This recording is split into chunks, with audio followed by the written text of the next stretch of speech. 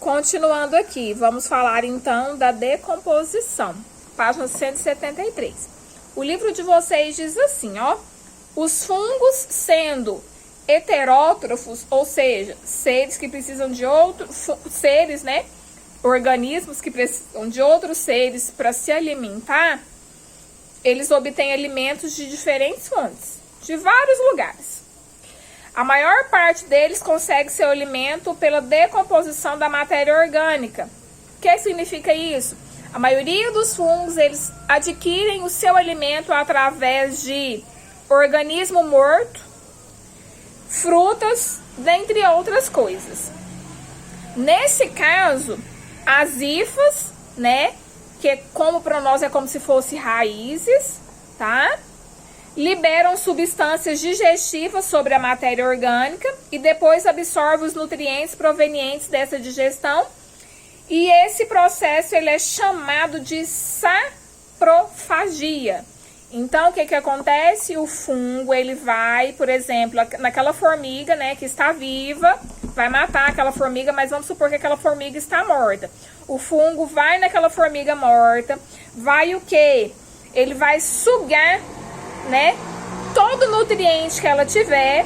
Quando ele sugar todo nutriente que ela tiver, as hifas presentes nesse fungo vai liberar substâncias digestivas sobre essa matéria orgânica e depois vai absorver os nutrientes provenientes dessa digestão. E esse processo é chamado de saprofagia, tá? Na página 174, o livro de vocês diz assim, ó.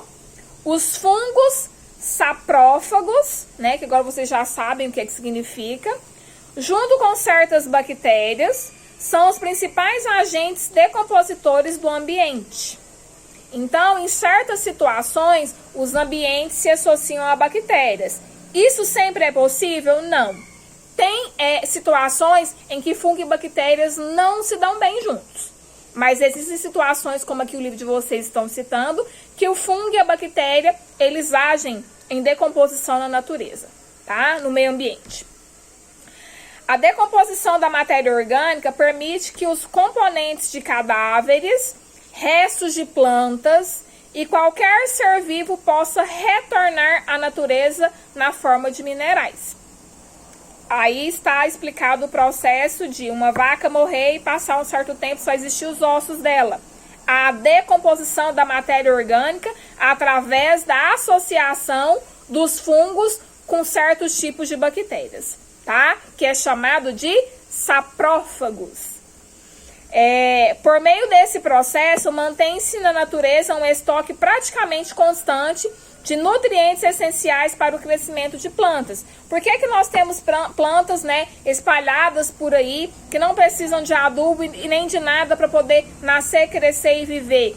Porque existe uma reserva, tá, de substâncias orgânicas, de nutrientes essenciais, devidos ao quê? A essa associação de fungo com bactérias provenientes de algo morto que fica essa reserva. O livro de vocês diz assim: embora seja natural, o processo de decomposição pode ser indesejável do ponto de vista humano, uma vez que alimento, roupas, objetos de couro e de madeira, por exemplo, podem apodrecer pela ação dos agentes decompositores. Então, madeira que são consumidas, né? Alimentos que são consumidos, objetos de couros que são consumidos, roupas que são consumidas, para nós é indesejável, né? Por quê? Porque eles podem apodrecer devido a esses agentes decompositores que são o quê? Fungos e bactérias. Mas eles fazem isso no intuito de o quê? Ter uma reserva nutritiva, né? De nutrientes essenciais para o crescimento de plantas no meio ambiente. Aí o livro de vocês mostra uma vaca morta que está em decomposição. Como que ela está em decomposição? Aqui nós temos fungos com todas as estruturas, com hifas, né? E associação de uma bactéria.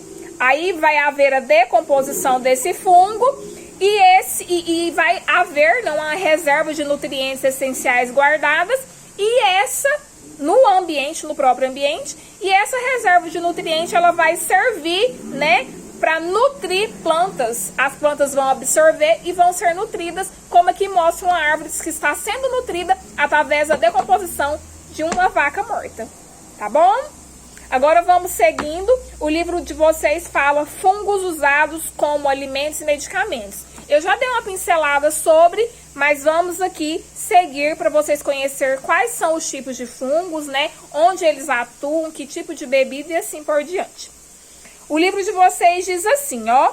O champignon, que inclusive eu amo, tá? E o shiitake são fungos que podem ser consumidos por pessoas.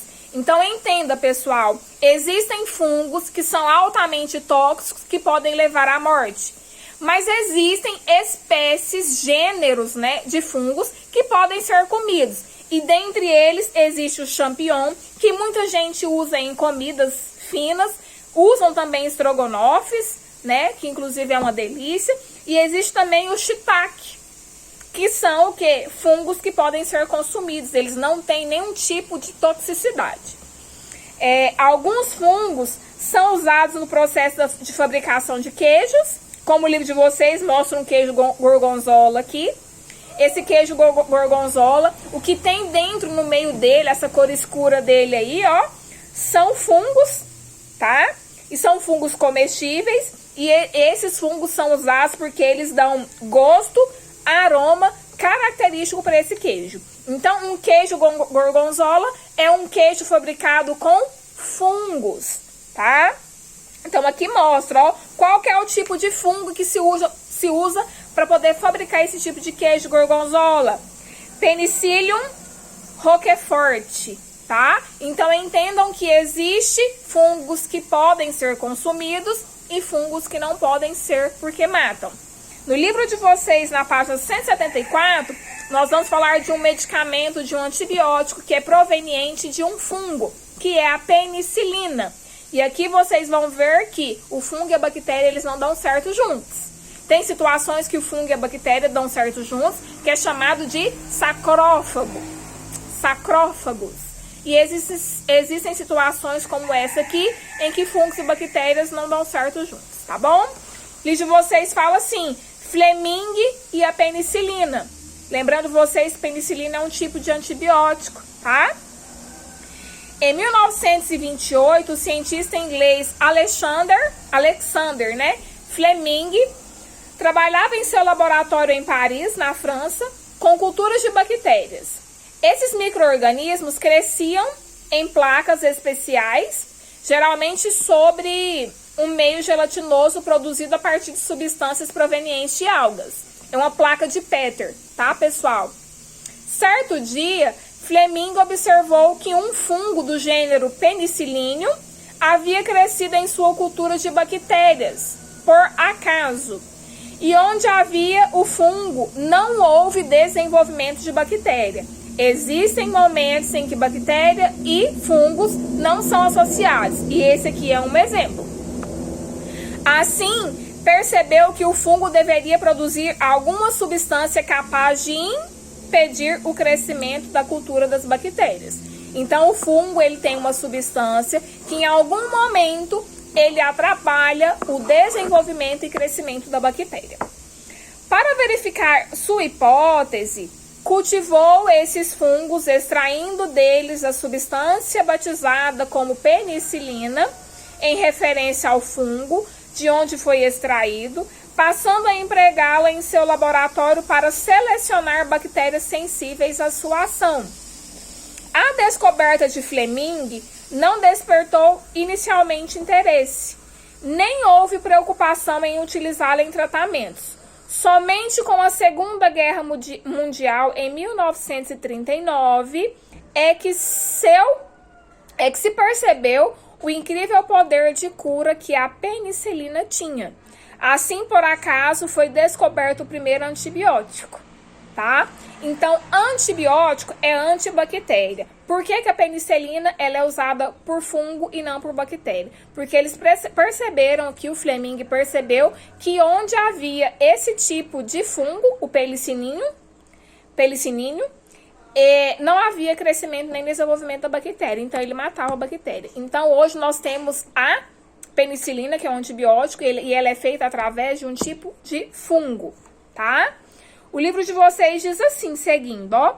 Alguns fungos unicelulares, o que é fungo unicelular? Que tem uma única célula, né, pessoal? Como as leveduras, participam da produção de bebidas alcoólicas. O vinho, por exemplo, é feito pela fermentação da uva e a cerveja é feita pela fermentação da cevada.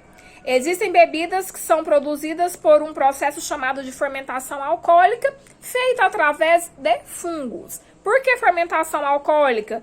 Porque há liberação de álcool, tá? E de gás carbônico. Então, cerveja e vinho, além de alimentos, queijo, fungos comestíveis, antibióticos, medicamentos, existem também bebidas, como cerveja e vinhos, que são provenientes de fungos, tá? O livro de vocês, na página 175, fala assim, ó. As leveduras da espécie Saccharomyces cerevisiae, conhecida como fermento biológico, são utilizadas na fabricação de pães. Então, nós vimos aqui queijos provenientes de fungos, medicamentos provenientes de fungos, bebidas alcoólicas como cerveja e vinho provenientes de fungos, e nós temos também fermento, aquele fermento biológico que a mãe de vocês compra, tá? Que é aquele pozinho, ele é um fungo, tá, pessoal? E ele é usado para fabricação de pães, fabricação de rosca, tá? Então, o livro de vocês diz assim, ó. Esses fungos são misturados ao ingrediente, como farinha e o açúcar, que são fermentados pela levedura. O processo, né, libera o álcool e o gás carbônico, o qual é responsável pelo crescimento da massa. Então, uma massa que utiliza-se fermento biológico contido lá dentro, fungo, por que essa massa cresce? Porque há liberação de álcool e gás carbônico. Se a mãe de vocês não sabe por que essa massa cresce, vocês vão explicar para ela. Mãe, cresce porque o fungo faz a liberação de álcool e gás carbônico, tá bom? O livro de vocês diz assim, ah, tá, mas aí, tia Dani, esse pão vai ficar cheio de álcool, então? Não, pessoal, quando há o processo de aquecimento, esse pão, né, essa massa de pão ou de rosca, ela vai para o forno, automaticamente o álcool ele evapora, tá? Então, é só na massa crescente que há o quê? A liberação de álcool e gás carbônico. Quando há o contato dessa massa com a umidade, né, com o calor, há o quê? A evaporação do álcool, tá? O livro de vocês diz assim, ó. Algumas espécies de fungos são utilizadas na produção de medicamentos. Um exemplo é a penicilina, né? Antibiótico usado no tratamento de infecções causadas por bactérias. O fungo do gênero Claviceps, conhecido como ergotina, produz uma substância parecida com o LSD, que é a abreviação de dietilamina do ácido lisérgico, uma substância fabricada em laboratórios. O LSD é uma droga ilícita. O que significa ilícita? Coisa que não pode ser usada, tá, pessoal? Por que ela não pode ser usada? Porque ela produz alterações mentais chamadas de alucinações, tá? O usuário de droga, ele vê coisas que não existem por conta desse LSD, que é uma substância que tem nesse fungo, tá? Então, ela não é usada. Então, pessoas que utilizam, fazem uso de algum tipo de droga e vê alucinação, certamente tem a presença desse fungo, desse gênero, tá bom? O livro de vocês, né, diz assim, ó, em pratos limpos. É seguro comer qualquer cogumelo? A gente já vem falando tanto, né? Então, eu já vou falar pra vocês que não é. Existem cogumelos que são tóxicos, que pode até matar. Outros podem causar alucinação, como nós acabamos de ver aqui, o LSD, tá? Então, o livro de vocês diz assim, ó. Alguns fungos, como o champignon, são comestíveis. Inclusive, eu amo. Mas tem gente que não gosta. Mas a maioria dos cogumelos é venenoso.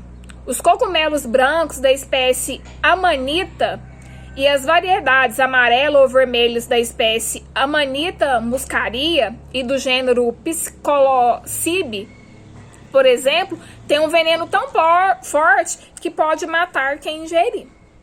Existem também cogumelos que podem causar efeitos alucinogênicos, tá? Que podem danificar o sistema nervoso. Então, é seguro comer qualquer cogumelo? Não, não é seguro comer qualquer cogumelo. Tem cogumelos que matam, tem cogumelos que deixam o quê? Alucinações, né? Danificações do sistema nervoso.